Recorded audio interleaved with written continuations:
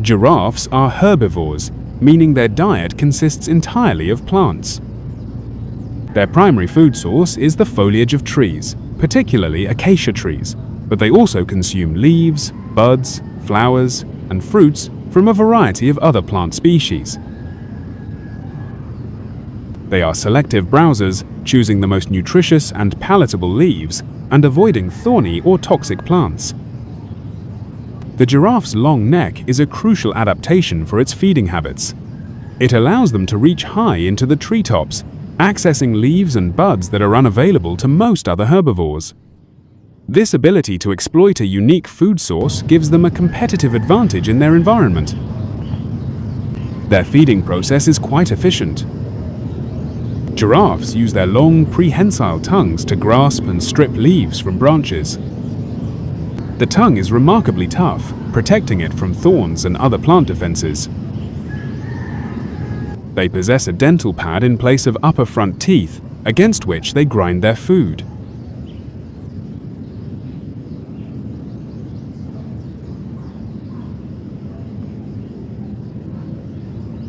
Giraffes are ruminants, meaning they have a four-chambered stomach. This specialized digestive system allows them to efficiently break down the tough cellulose found in plant matter.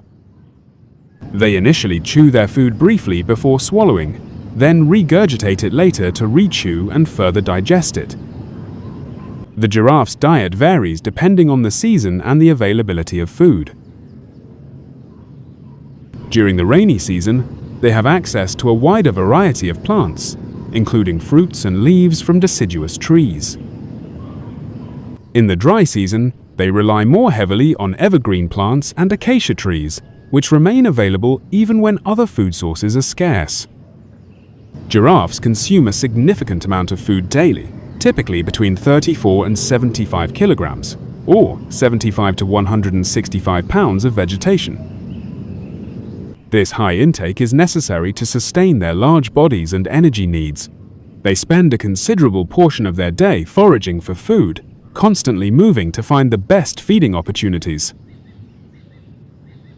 The giraffe's feeding habits have a significant impact on their ecosystem. By selectively browsing on high branches, they influence the growth and structure of trees. Their consumption of seeds also contributes to the dispersal of plant species across the landscape. Interestingly, giraffes have been observed to engage in osteophagy, the consumption of bones. This behavior is thought to supplement their mineral intake, particularly calcium and phosphorus, which are essential for their large, rapidly growing skeletons. Drinking water presents a challenge for giraffes due to their long legs and necks. To drink, they must spread their legs wide or kneel, which makes them vulnerable to predators. They are efficient at extracting water from their food, allowing them to survive in arid environments for extended periods without drinking.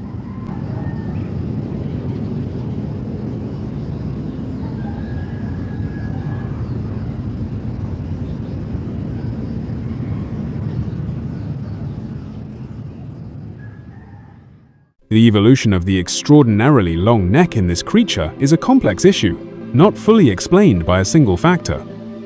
While reaching high foliage for food is a significant contributing factor, it's not the sole explanation.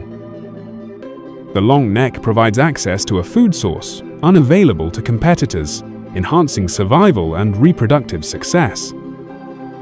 This advantage, over many generations, favored individuals with longer necks, leading to a gradual increase in neck length across the population. However, the neck's length also plays a crucial role in male-male competition for mates.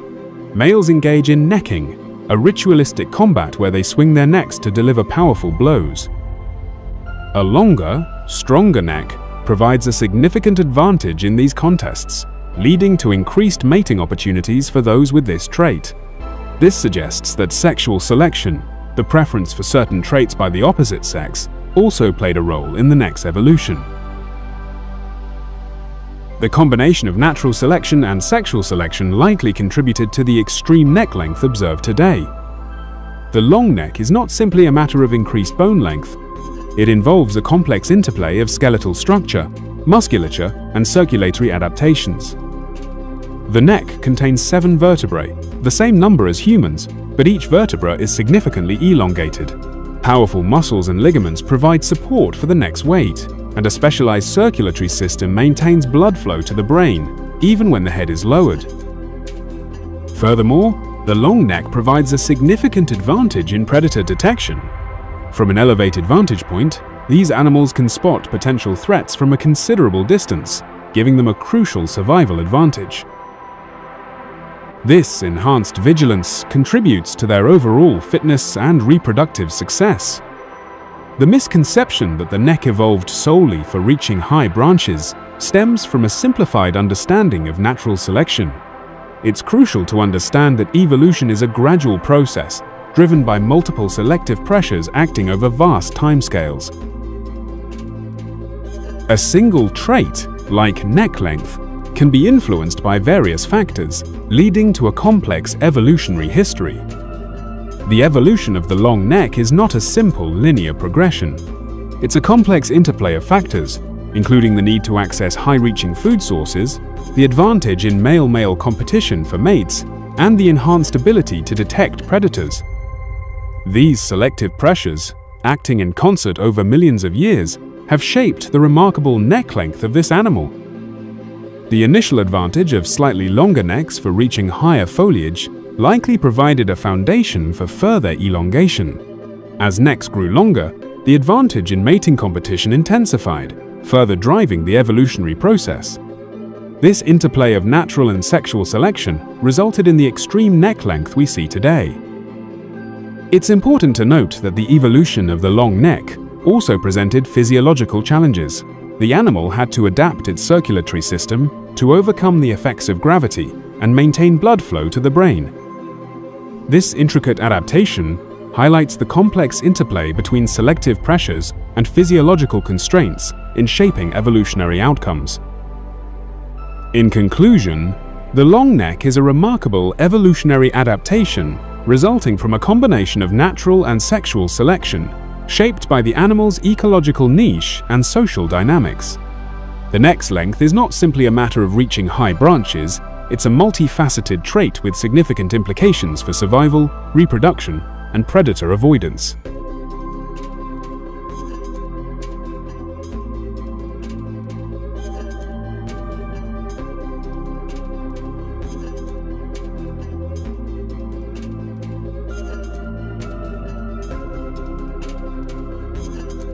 These animals are social creatures, but their social structures are less rigid than those of some other large mammals. They live in groups that can range in size, sometimes forming larger aggregations for feeding. But these groups are fluid, and individuals frequently shift their associations. Female groups often exhibit stronger bonds, sometimes cooperating in childcare arrangements where multiple females take turns watching young while others forage. These cooperative childcare groups, or nurseries, provide protection and allow mothers to feed more efficiently. Males, on the other hand, tend to be less social, often forming smaller bachelor groups when young and becoming increasingly solitary as they mature. Dominant males may associate with females during mating season, but generally maintain a more independent existence. Competition for mating opportunities among males can involve ritualized necking contests, where they wrestle with their necks. These displays of strength determine dominance hierarchies, but are not typically aggressive or violent. Communication plays a role in their social interactions. While not known for loud vocalizations, they use a variety of sounds, including whistles, moans, and infrasounds to communicate over distances. Body language, such as posture and neck movements, also conveys important social information. The social dynamics are influenced by factors like food availability. When resources are scarce, larger groups may split into smaller units to reduce competition for food. This adaptability to changing conditions is a key feature of their social system. Recent research suggests a more complex social structure than previously thought. Long-term bonds between females have been observed, indicating a level of social complexity comparable to other highly social mammals. These relationships extend beyond immediate family ties. The strength of social bonds can be remarkably strong, as evidenced by the behavior of females remaining close to the body of a deceased calf for an extended period. This demonstrates a level of emotional attachment and social cohesion. Their social system is characterized by a balance between individual independence and group cohesion. Individuals are not strictly bound to a particular group, allowing for flexibility and adaptation to changing circumstances. This fluid social structure may be advantageous in their environment. While their social interactions may appear less overt than in some other species, the evidence suggests a complex social life involving cooperation, competition, and strong emotional bonds. Further research continues to unravel the intricacies of their social dynamics.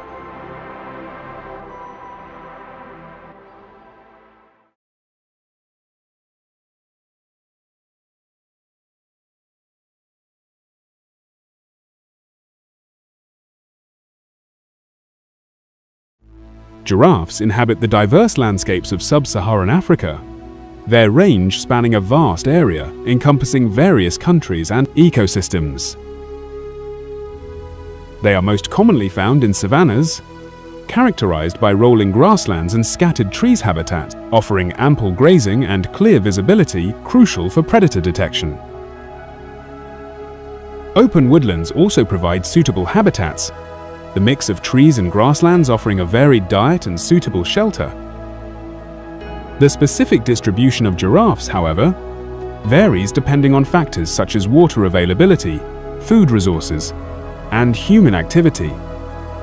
Certain regions support larger populations than others.